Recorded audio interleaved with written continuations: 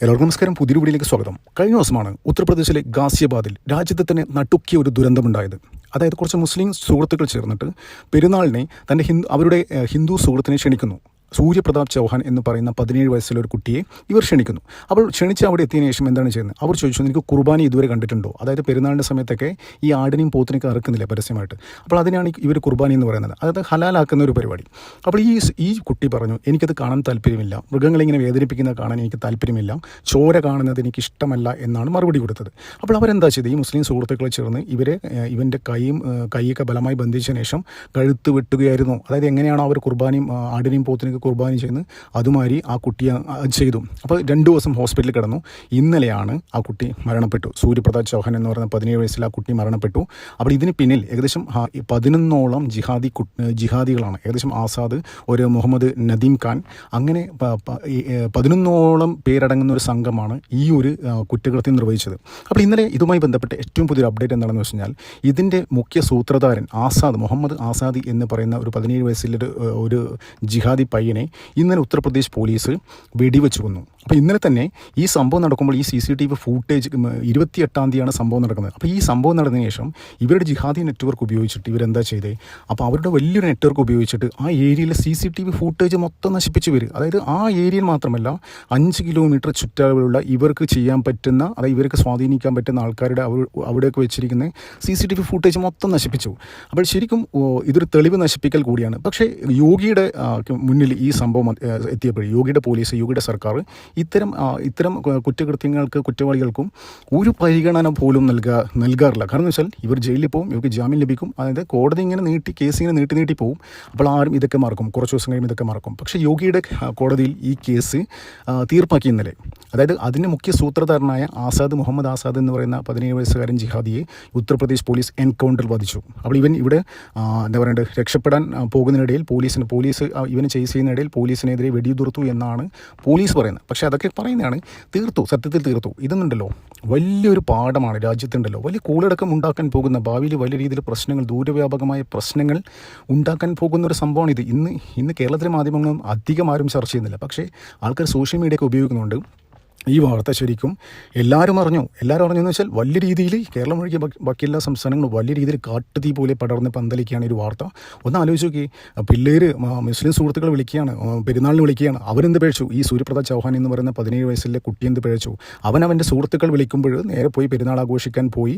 അപ്പോഴാണ് ഈ ക്രൂരകൃത്യം നടക്കുന്നത്. അപ്പോൾ ഇതിൻ്റെ മുഖ്യ സൂത്രധാരനായ മുഹമ്മദ് ആസാദ് എന്ന് പറയുന്ന ഈ കുട്ടി ജിഹാദി, കൊല്ലപ്പെട്ട ജിഹാദി, നിരവധി ക്രിമിനൽ കേസ് പ്രതിയാണ് ഈ പ്രായത്തിൽ തന്നെ. അപ്പോൾ ഇപ്പോൾ അവിടെ ഈ വലിയ രീതിയിലുള്ള ഒരു മാനിപ്പുലേഷൻ നടത്താൻ വേണ്ടി 11 പേരെയും UP പോലീസ് എൻകൗണ്ടർ തീർക്കും എന്നുള്ളൊരു വാർത്ത ഇപ്പം പുറത്തു വരുന്നുണ്ട്. യോഗി ഒരു കാരണവശാലും ഇത് സമ്മതിക്കില്ല. കാരണം വെച്ചാൽ ഇതൊരു ആസൂത്രിതമായ ഒരു മാനിപ്പുലേഷൻ ഇവിടെ നടത്താൻ പോവുകയാണ്. അതായത് പള്ളിയിലെ മൗലവിമാരും ഇവരൊക്കെ ചേർന്നിട്ട് ഇവരെല്ലാവരും മൈനർ ആക്കാനുള്ള ഒരു കളി നടന്നുകൊണ്ടിരിക്കുകയാണ്. അത് കോടതിയിൽ പോയി കഴിഞ്ഞാൽ അവർക്ക് ഈ മൈനറുമായി ബന്ധപ്പെട്ട കുറേ ആനുകൂല്യങ്ങൾ കിട്ടുമല്ലോ. പക്ഷേ യോഗിയുടെ പോലീസ് വിടില്ല. ഇന്നലെ തന്നെ മുഹമ്മദ് ആസാദിന് തീർത്തിട്ടുണ്ടെങ്കിൽ ബാക്കി അതിൽ 11 പേരെയും തീർക്കുന്നില്ല കാര്യത്തിൽ ഒരു സംശയമില്ല. ഒരു പ്രായം ഇതൊന്നും വിഷയമല്ല. കുറ്റം ആര് ചെയ്തു കഴിഞ്ഞാലും യോഗിയുടെ കോടതിയിൽ അതിനെന്താ പറയുക, ജസ്റ്റിസ് ഇൻസ്റ്റൻറ്റ് ജസ്റ്റിസാണ്. അങ്ങനെയാണ് എല്ലാവരും പറയുന്നത്. അതായത് യോഗിജി സെർവ്ഡ് ഇൻസ്റ്റൻറ്റ് ജസ്റ്റിസ് എന്ന് എല്ലാവരും കമൻറ്റ് ഇട്ടിരിക്കുന്നത്. അത് തന്നെയാണ് ആഗ്രഹിക്കുന്ന എല്ലാവരും. എന്തുകൊണ്ടാണ് ഉത്തർപ്രദേശ് മുഖ്യമന്ത്രി യോഗി ആദിത്യനാഥിൻ്റെ ആ ഒരു സ്റ്റൈൽ എല്ലാവരും പാൻ ഇന്ത്യൻ ലെവലിൽ എല്ലാവരും അംഗീകരിക്കാൻ കാരണം ഇത് തന്നെയാണ്. എല്ലാവരും ആഗ്രഹിക്കുന്ന ഇതാണ്. അതായത് ഒരു കുറ്റവാളി ഒരു കൊലപാതകം നടത്തി, ഒരു ക്രൂരകൃത്യം നടത്തി ജയിലിൽ പോയി കഴിഞ്ഞാൽ അവന് നിയമത്തിൻ്റെ ഒരുപാട് ലൂപ്പ് ഹോൾസ് ഉപയോഗിച്ചിട്ട് അവന് വീണ്ടും തിരിച്ചു വന്നിട്ട് വീണ്ടും കുറ്റകൃത്യങ്ങൾ ചെയ്യാൻ പറ്റും. നമ്മളടക്കുന്ന ടാക്സ് കാരണം തന്നെയാണ്, ഈ ടാക്സ് ഉപയോഗിച്ചിട്ടാണ് ഇവനെ തീറ്റിപ്പോറ്റേണ്ടത്. അപ്പം കേരളത്തിലെ അവസ്ഥ എന്താണ്?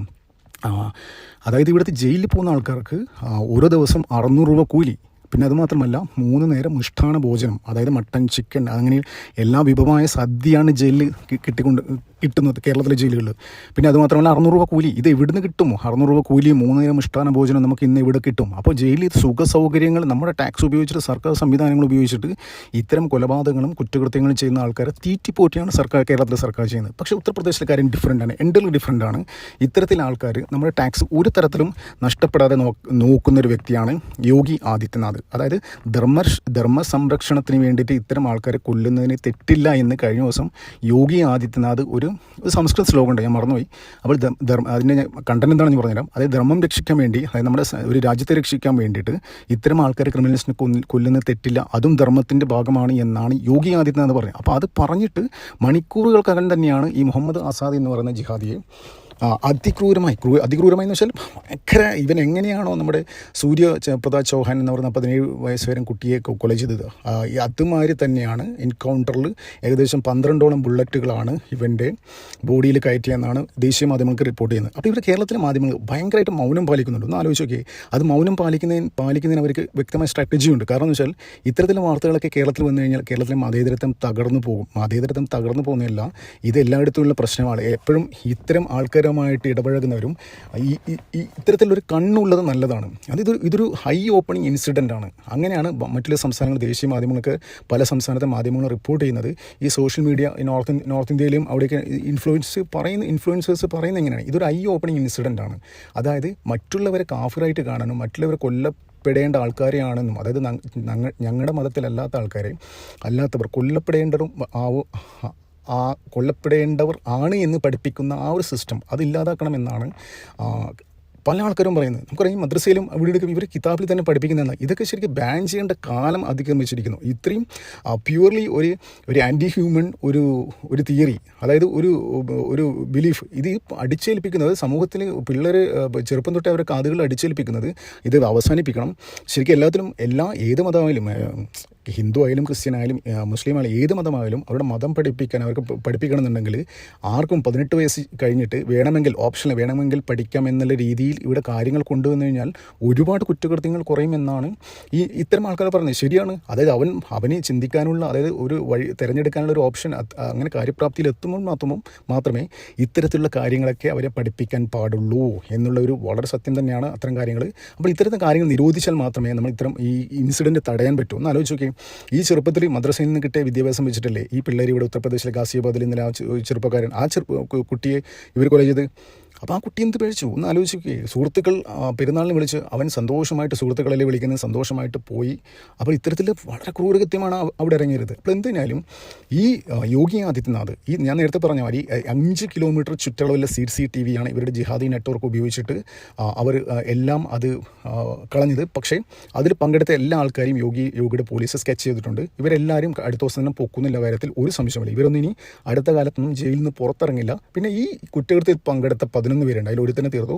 ബാക്കി 10 പേരെയും സ്കെച്ച് ഇട്ടിട്ടുണ്ട്. അത് ഓരോ സമയമാകുമ്പോഴും ഓരോ ഇടവേളകളിലായിട്ട്, അതായത് അധികം ദിവസമൊന്നും വേണ്ട, ഒരു മാസത്തെ ഇടവേളകൾക്കുള്ളിൽ തന്നെ ഇവന്മാരെയൊക്കെ തീർക്കുന്നില്ല കാര്യത്തിൽ ഒരു സംശയമില്ല. അപ്പോൾ ഗാസിയാബാദിൽ നടന്ന ഈ സംഭവം രാജ്യത്ത് വലിയ രീതിയിൽ വരും ദിവസങ്ങൾ ചർച്ചയ്ക്ക് വഴിവെക്കാൻ പോകുന്നൊരു സംഭവം ആയിരിക്കും എന്നുള്ള കാര്യത്തിൽ ഒരു സംശയമില്ല. നന്ദി, നമസ്കാരം. മറ്റു വീഡിയോ കാണാം.